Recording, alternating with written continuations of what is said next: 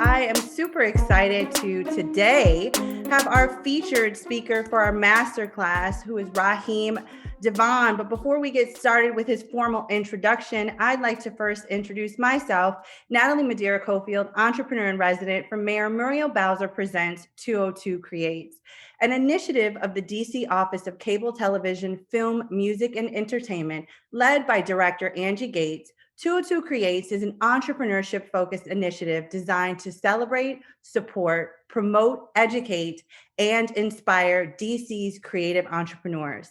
202 Creates produces entrepreneurship programming, provides technical assistance, masterclasses, and seminars, and produces biannually a cohort-modeled business-intensive residency program. Every year we produce this, and we are excited to have a new cohort of our fall 2020 residents. For more information, please visit us online at www.202creates. So now we'd like to get kicked off with today's program by introducing our featured speaker, Raheem DeVaughn. Raheem, feel free to join us during this part. Raheem DeVaughn is a singer and songwriter. His debut album, The Love Experience, reached number 46 on the US Billboard 200 album chart. It featured singles Guess Who Loves You More and You. His second album, Love Behind the Melody, was released in January 2008. Although some have compared his smooth vocals to the likes of music legends such as D'Angelo and Donny Hathaway, all while having the swag of a modern-day Marvin Gaye, Raheem DeVaughn has carved out his own place amongst R&B royalty as the love king of the neo-soul universe. The current state of civil and social unrest during the middle of a global pandemic has inspired Raheem to respond. He has always shared the sentiment that music must reflect the times. Therefore, he has collaborated with the notable producer collectives known as the Colleagues to present his 8th studio release title, What a Time to Be in Love. The lead single, titled Marvin Used to Say, honors the vision of one of his musical influences and those fighting for social equality. Raheem is a man of action and of the people. Please join me in welcoming Raheem DeVaughn. Hi, Raheem. How you doing? I'm great. How are you doing? Bless. Thank you for having me. Of course. On behalf of Mayor Muriel Bowser, we are not only excited to speak with you today, but proud of all that you have accomplished over the course of your musical career. Oh, thank you so much. Thank you and the mayor as well, and the entire staff. Absolutely. So, Raheem, let's talk about it. So 202 Creates is all about aiding creatives in DC to help them better understand the business landscape behind their craft. You've obviously been a very decorated and successful musician. Can you share with us a couple of important business lessons you've learned during your music career? Yeah, you have to understand that there's no I in the word team. You definitely gonna need a team. I think people that thrive more in the business field of what I do are the ones that are hands-on. It requires being up a lot later, being up a lot earlier, and just being part of your process and understanding, what needs to happen across the board, asking questions, and if you don't have the answers, making sure you got the proper people around you that can provide the answers. I love it. Having a good team is so important. I always tell people that making sure that you have mentors and sponsors, people who would recommend you for opportunities, is not just about being in corporate America. It's about being in all spaces and all facets. Obviously, in your industry, that might get you on another track with another musician or things of that nature. So people who champion you, support you, and tell you when you can improve is very critical. So, we're also in a environment right now where so many people are trying to navigate COVID-19. Obviously, the music landscape has changed as our economic landscape has changed too. What are some pieces of advice that you may give to musicians who are just starting out or who were already working on something that they were very excited about launching, and COVID may have changed or altered their plans? I'll say this. It's a lot easier than it was like when I first started, because we didn't have these different platforms of social media and stuff like that. So had a pandemic hit at that time, it just would have really complicated things even more. So I would say definitely take to social media, network, find new and innovative ways to network and market and promote your music.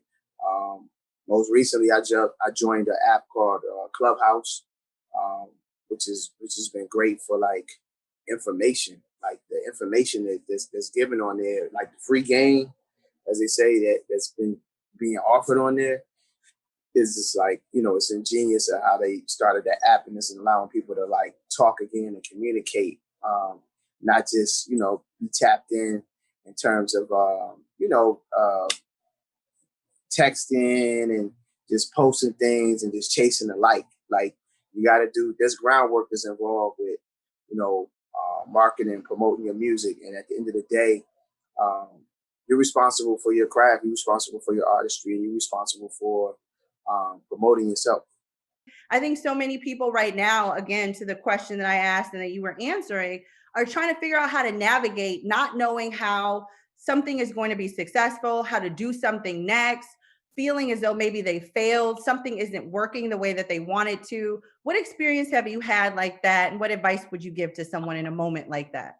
Different things happen all the time, especially now with technology, because we can't be in the same room. So that's a prime example. Like you can't. I think the biggest thing is don't panic. The first thing you can't panic. You can't melt down.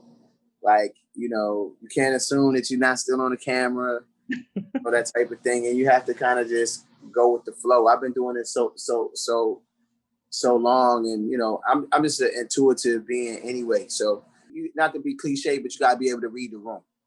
You know what That's I mean? right. We're all just energy. So it's just like, you can't panic. You got to be able to read the room, and you got to be able to be, very much part of what I do is as an artist on stage and off stage, in the studio, interviews, whatever. It's improvisational. My music is a conversation. You know what I mean? So it makes it easy to have conversations and, provide information and things of that nature. I love it. I think that's right. They say you don't have to get ready when you stay ready. And even when you stay ready, you should always be prepared for something to go wrong and persevere in moments like this. And I think that we're living in a time right now with COVID and so many other things happening that people's muscle in that space are being challenged on a daily basis.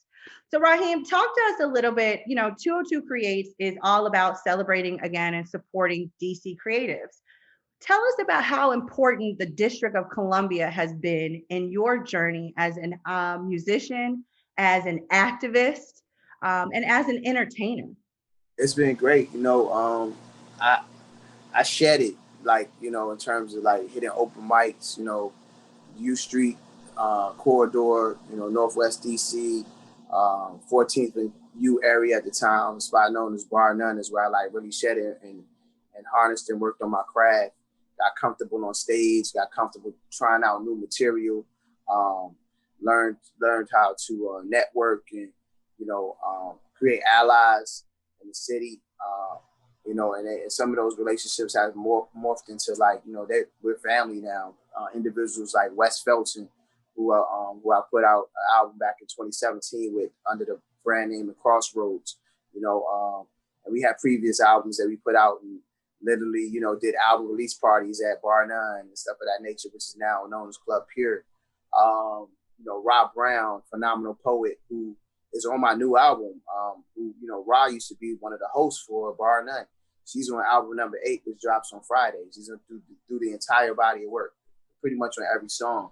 Um, you know, I think that's just a testament of how powerful things can be in relationships, and the area has always been important to me. Back in 2011, when Mayor Vincent Gray was in office, I received the key to the city, an official proclamation day in my name, on my birthday, May 5th.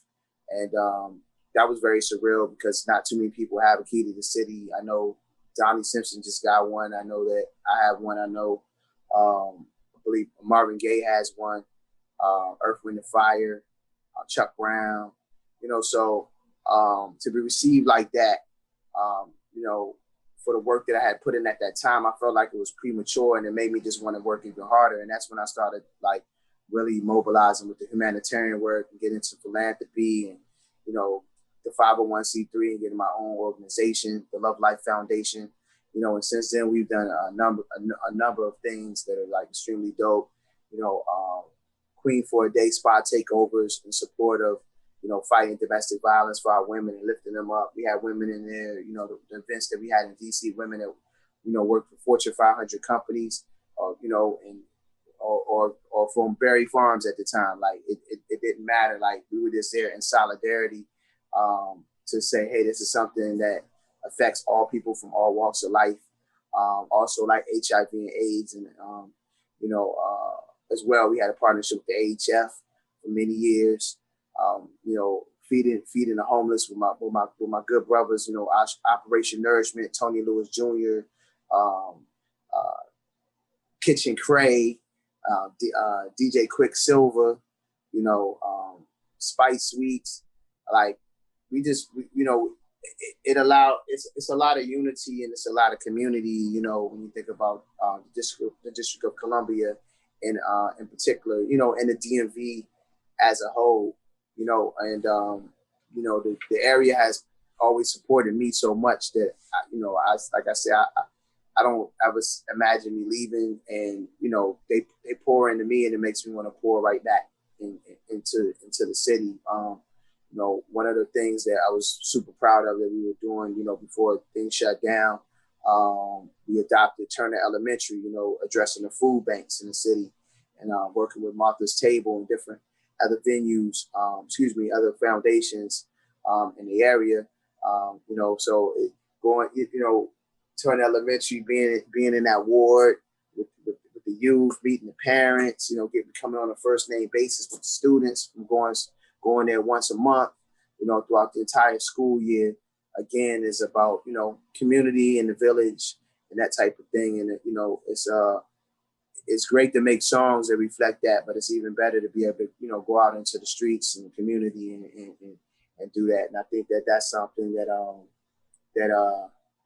I loved about Chuck, Chuck Brown, how he walked amongst the people, and Big G as well. We called each other twin. We got the same birthday. Same energy, you know what I mean? Just out, amongst the people and community and whatnot. So a couple of things in what you've just mentioned. One, it was very inspiring just how much you have had a commitment to your community. I also kind of thought about, while you were talking, just how much of an instrumental role some DC government agencies have been in some of the work that you've been doing, right? Having the key to the city, Exactly. the funding for support for organizations that you also partner with. And Yes. a lot of times, again, creatives and others may say, well, what role does government play in my everyday life? And just hearing you share some of the things that you're doing as a community member and as an activist, that I personally believe probably also helped you galvanize your community around your artistic expression, has been helpful to you. So share with us a little bit about your perspective. I mean, working with the DPS system, the youth, the summer programs that exist, some of the things that, were put in place when Mayor Barry was, when the Mayor Marion Barry was in office as well. It still exists now. It's all been, it's been great. I've been involved in films that have been, funded, grants and stuff of that nature, by the District of Columbia, by this program. I personally shot in videos that have been supported, by this program, as part of a summer program, which enriches and teaches the youth, skill set, what it's like to work with an artist of my caliber, what it's like to be on a video set, how you make a video, like walking the entire process through, how you run a record label, just, all different kind of like cool activities. And, I think that especially with some of the challenges that we have with the youth in the city, has been very important to have these programs. I don't think people understand how important it is to have these programs. I love that you said that, and not just because we're with the district government, but because it's true. Yeah. And to your point, government is for everyone, and all of us should take part in it, right? And be a part of the community. So speaking of that, for artists, not even just from the perspective of government, that might say, I don't have a voice in this activist movement, or maybe my voice may not feel authentic if added. What advice would you give to someone who actually wants to use their voice, literally or figuratively, to impact change in their communities? I'd say step out on faith. Like, you can't have the fear of flying. You can't have the feel of, you can't have the fear of failure. Failure breeds greatness. Um, Michael Jordan is one of the greatest players ever. But he had the most missed shots. You know what I mean? So, and history as well. So you got to shoot your shot, and the goal is to make more baskets in the miss than the miss. I guess and Yeah. it's you can't fall into that narrative. That's just like saying like our vote doesn't matter. Yeah. You know what I mean? It's kind of just like don't buy into the narrative or the negative thinking. You got to push through, and you got to make an effort to be part of something too.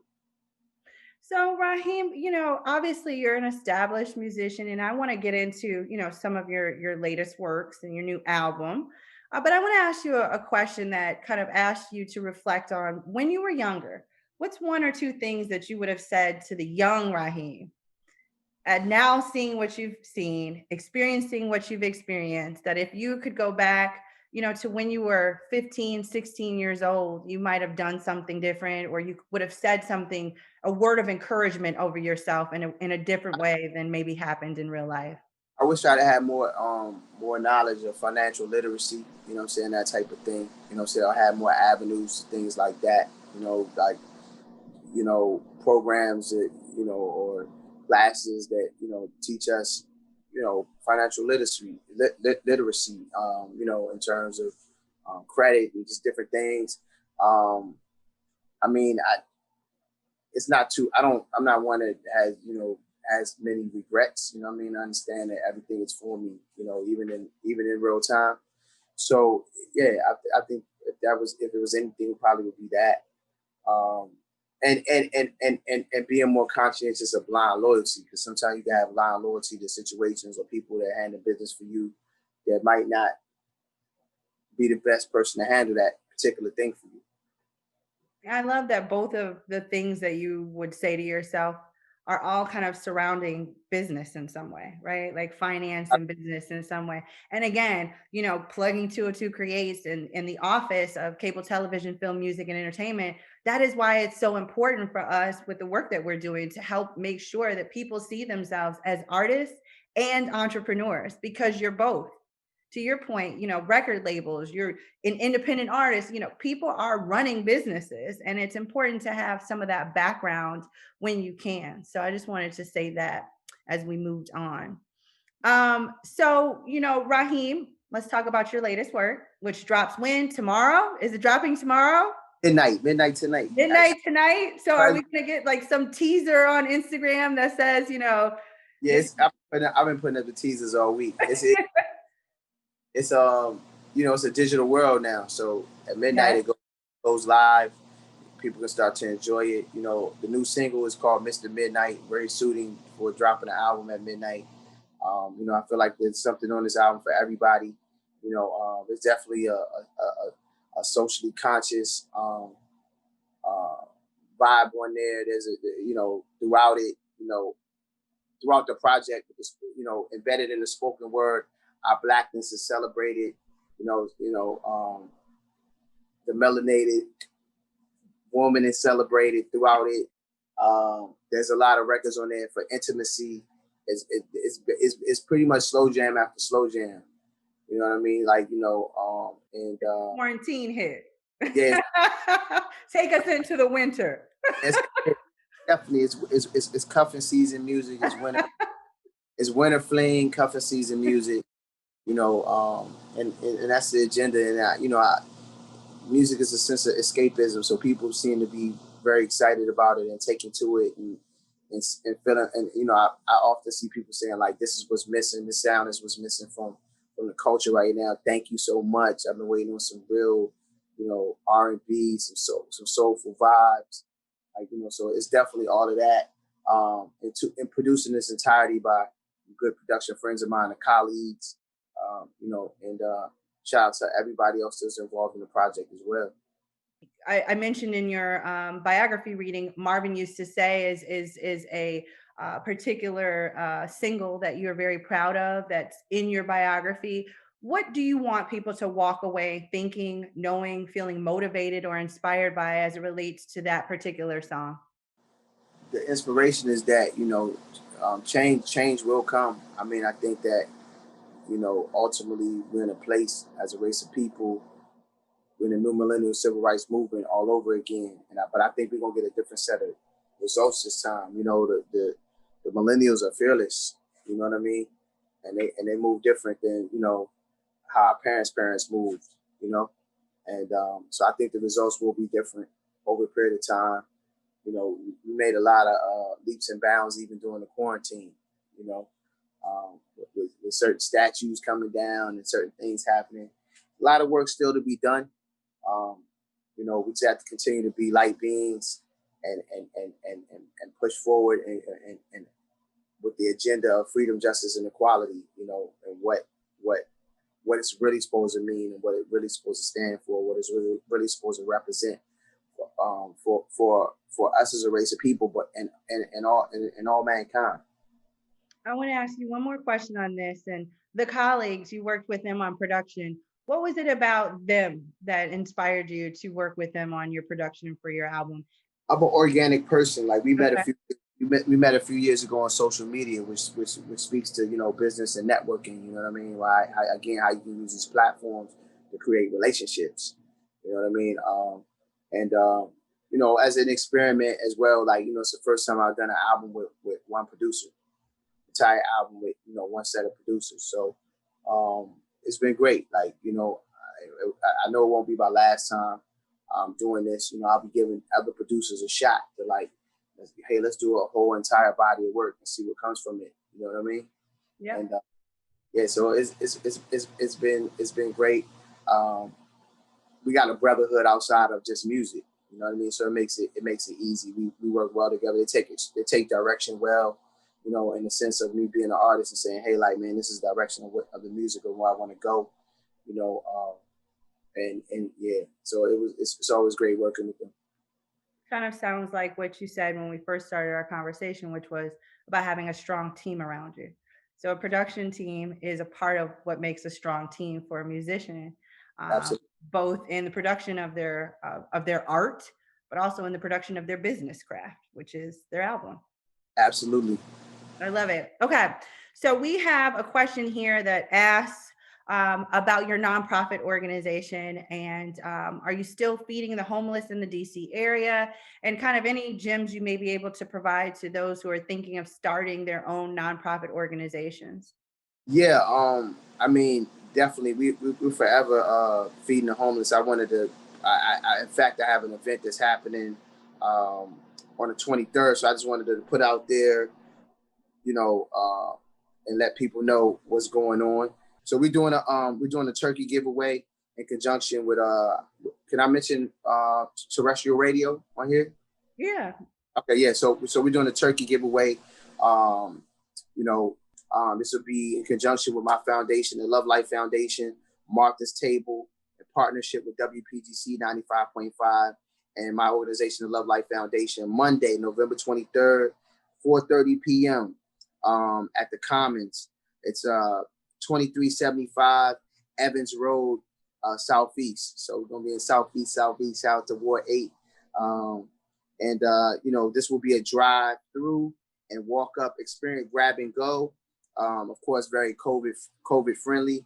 In terms of making sure that we all stay healthy, and it's a giveaway: one turkey per car or walk up while supplies last. So first come, first serve. So if you know somebody is in need, or maybe you need a turkey, that's what we're doing. That's just an example of the many things that we do. From a community standpoint. Um, it, you know, there's a process to getting a 501c3. I won't get into all the details of that right now, but you want to just make sure that your paperwork's in order, your business is in order, and then that way you can start applying for grants and things of that nature, and be of service and make sure that when you're doing your part, um, you know, when the funds that are allocated when they come in, they go to the right place. That's the other thing. Having a 501c3, you're like under a lot of scrutiny, so you have to make sure that you got the proper people on your board and running your business and that type of thing. So you have to make sure that your business is in order, which takes me back to Yeah. kind of the foundation of 202 Creates, which is to help make sure that artists and creatives see themselves as business leaders and as contributors to the district's economy, because indeed the creative economy does drive so much of why DC is who it is as a city. Raheem, I'm sure you've heard GoGo is the official music of the District of Columbia. What are your feelings on that? I mean, this year we've seen so many times where we can feel super proud about being in DC, from the Black Lives Matter Plaza to GoGo being an official music. Which one of these is giving you the most kind of, hey, I'm gonna fly my DC flag? This is my moment. I mean, all of that. Like, I mean, I have a go-go band. Like, it was just founded recently. It's called Raheem, DeVaughn, and the Crank Crusaders. So shout out to the Crank Crusaders. We did our first one of our first official performances during Chuck Brown Day last year. We were part of that activity, as well as we did a Halloween concert as well. At the DC City Winery, and we got this music on the way. 2021, 2022. I mean, being quote unquote a Washingtonian, from the area, the DMV area. Although I was born in New Jersey, this is the area that raised me and nurtured me, as a musician, and as a music lover. Yeah, go-go is the heartbeat of the area. It's the culture. It's like, go-go is the equivalent of what brass band is to New Orleans, or Yeah. gangster rap is to West Coast, to LA, what jazz is to the Harlem Renaissance, you know what I mean? So what house music is, Baltimore club house music is to Baltimore. So definitely, that's my extended family. I love it. All right, my final question is one I'm sure you probably get asked a lot by people who are aspiring artists and musicians. What can someone do to get themselves in front of the right person to give them the lifetime contract? So, how does someone position themselves to get a record deal? One, you don't want a lifetime contract. I was playing off a song. Definitely don't want the lifetime. You don't want that. You want to be as independent as you can, and you don't want to be dictated as to when you can put your music out and that type of thing. Social media is a great way to expose yourself to people. I think that when you're doing the work, focus on doing the work. Don't focus on getting the deal. When you're doing the work, then focus on making as much noise as you can. Focus on quantity over quality. I mean, quality over quantity. Excuse me. Like, I think when you're doing those things, like, what you're looking for will find you.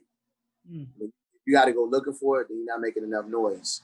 You haven't, maybe you haven't mastered the craft of it yet. Maybe it's still in the developmental stage. So it's very important that I think with those ingredients again, the goal is to make so much noise and have your buzz ringing so much that people ultimately come looking for you. Because the people that come looking for you, that's the type of people that they want to do business with. You know what I mean? Like, that time for developing artists is long ago. Like, labels don't really create budgets to develop artists anymore. They're looking for something that's already developed that they can invest in.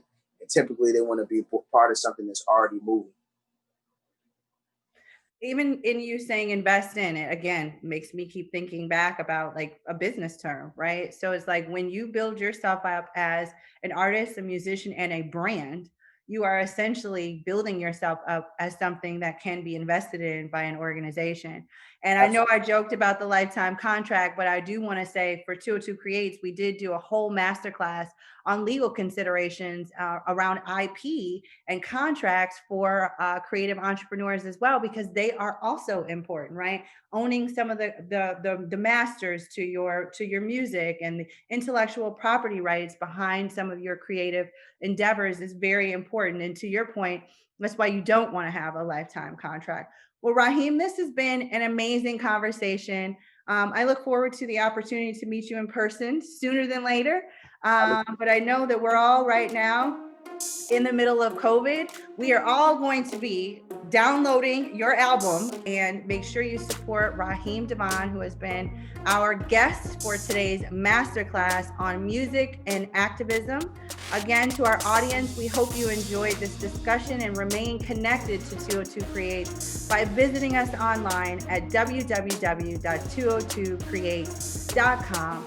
And lastly, 202 Creates is an initiative created by Mayor Muriel, which sits in the DC Office of Cable Television, Film, Music, and Entertainment, led by director Angie M. Gates. Again, thank you so much for joining us.